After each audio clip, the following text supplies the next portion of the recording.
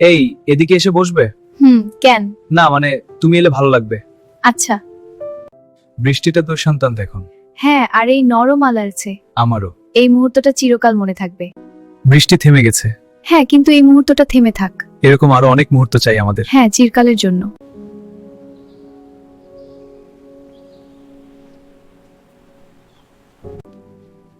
তোমাকে একটা কথা বলবো? হ্যাঁ বলো। আমার খুব ভয় করছে এই সম্পর্কটা নিয়ে।